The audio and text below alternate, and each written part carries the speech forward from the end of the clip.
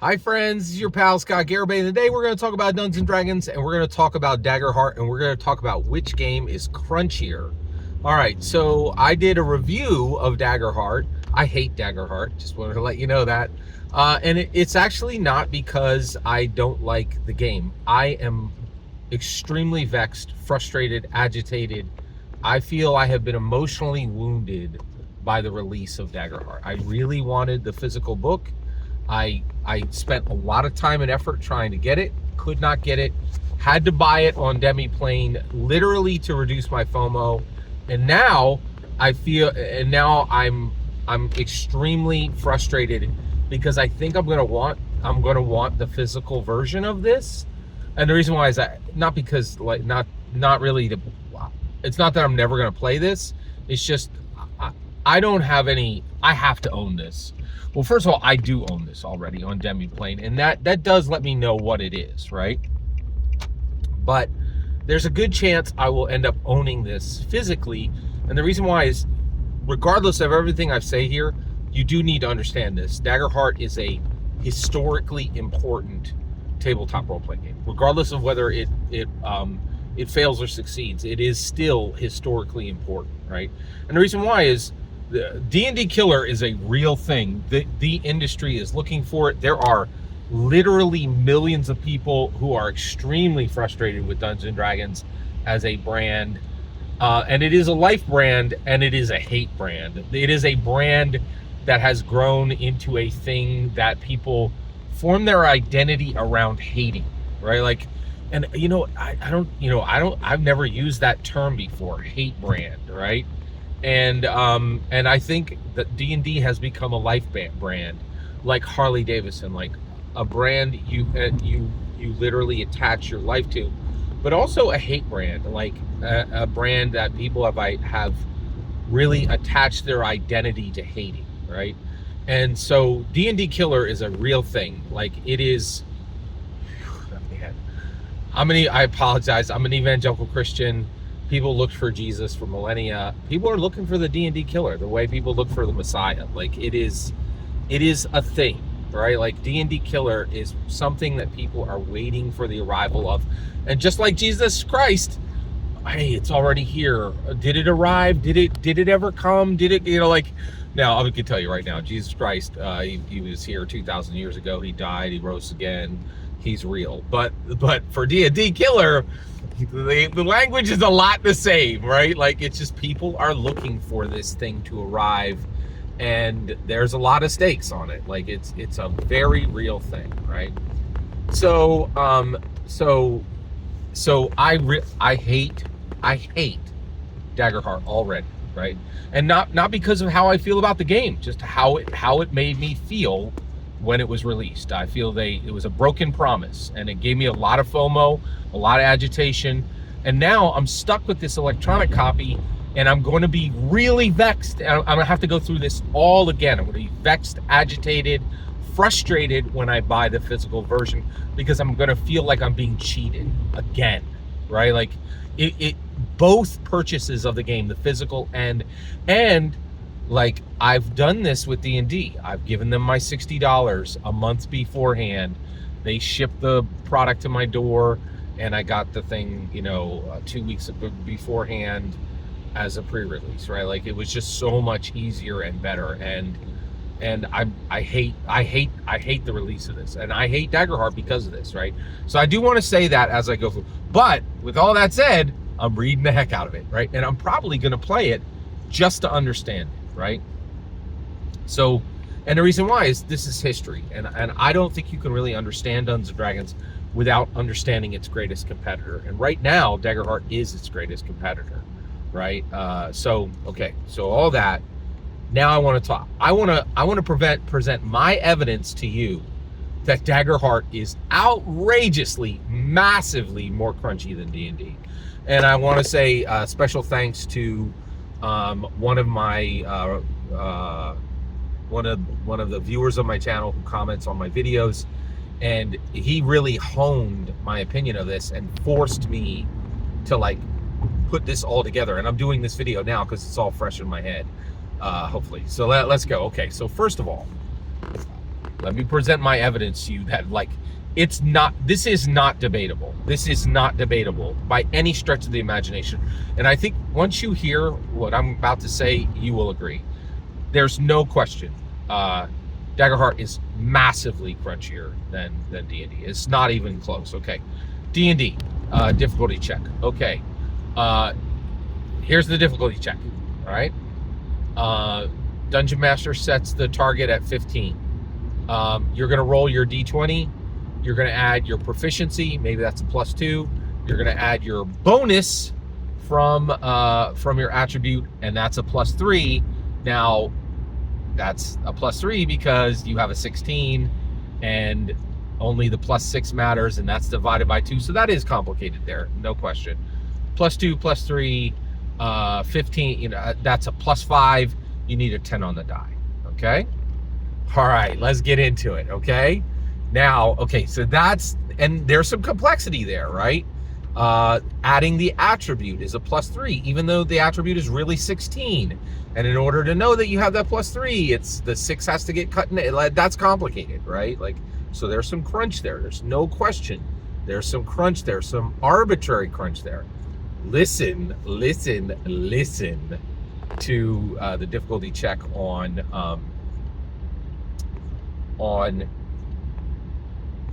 Daggerheart. All right, if you're a player, you're going to pick up your 2d12 right there. You already have 2 dice. Okay, so you already have math before you get to anything else you're going to add. You're going to have to roll those 2 dice, and then you're going to have to add them. Okay, one of those, and get this, they could be any colors, and they have to be different colors. And get this, you have to remember which one is your hope and which one's your fear. Oh, and God help you and you know this is going to happen, right?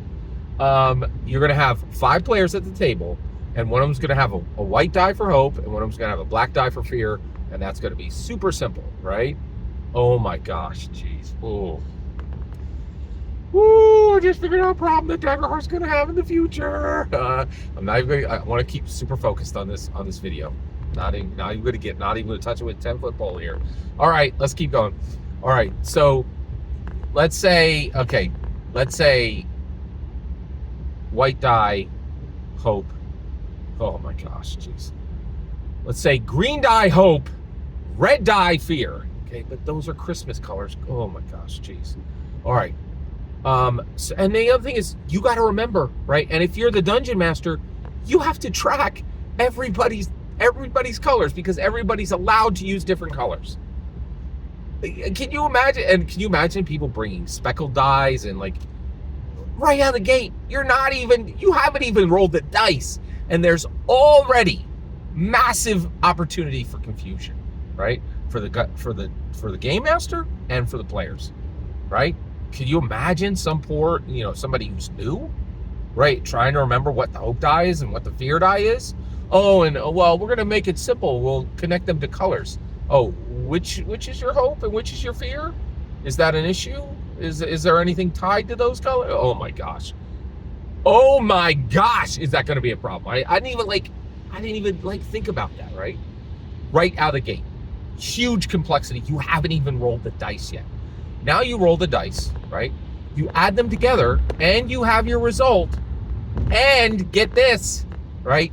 Now you have to determine which one is higher, hope or fear, right? And then you have to report your result with reporting whether it's fear-based or hope-based, okay?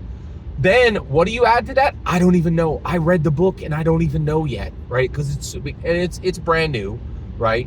But then you're gonna, just like D&D, you're gonna have to add additional things to that, right? Your attributes or whatever, right?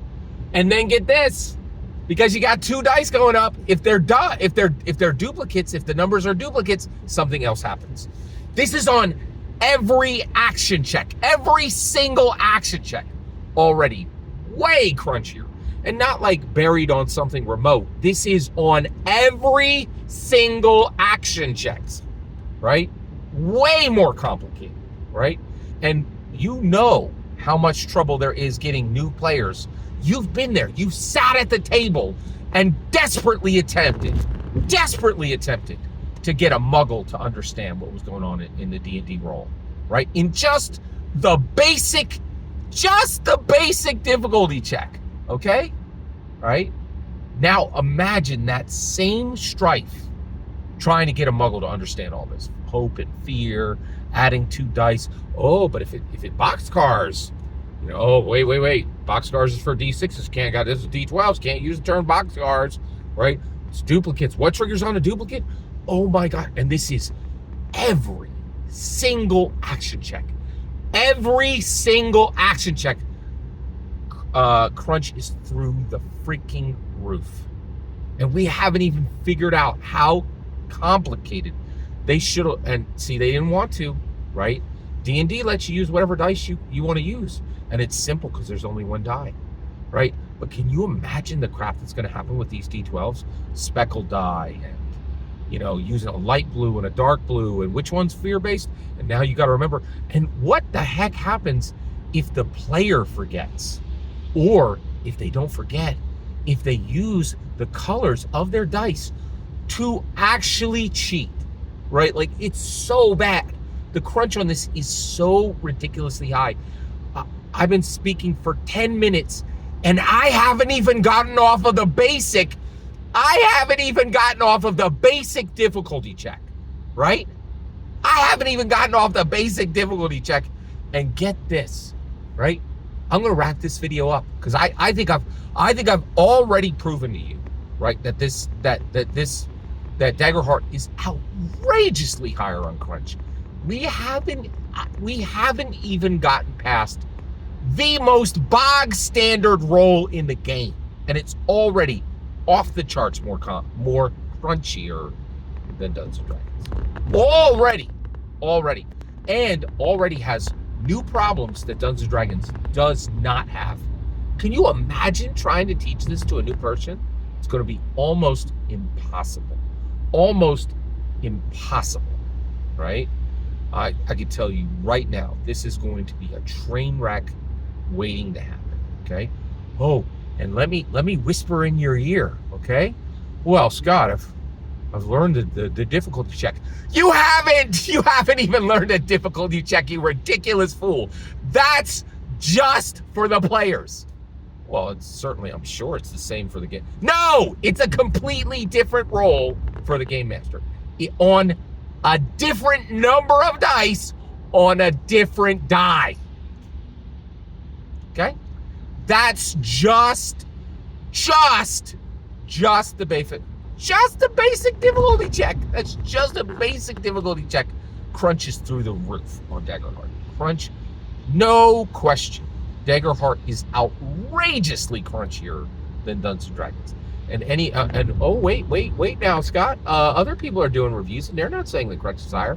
You know why? Because they're charmed by Matthew Mercer. His charm is extremely high. And this is going to get a ton of reviews, right? Because people are, I might meet Matthew Mercer someday at a convention. I want to shake his hand and make sure he signs whatever merch I have. I'm the only person out here doing real reviews. Well, actually, Dave Thomavor panned it. He's like, you can have my copy. This sucks. Or you're like, it's, oh my gosh.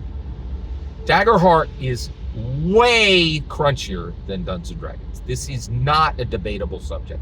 Not a debatable subject. Every single word you just heard is my humble opinion. The important part is when I get to hear your humble opinion. When you get in the comments and send your traffic. Please consider liking, subscribing, and have a fetch millennium.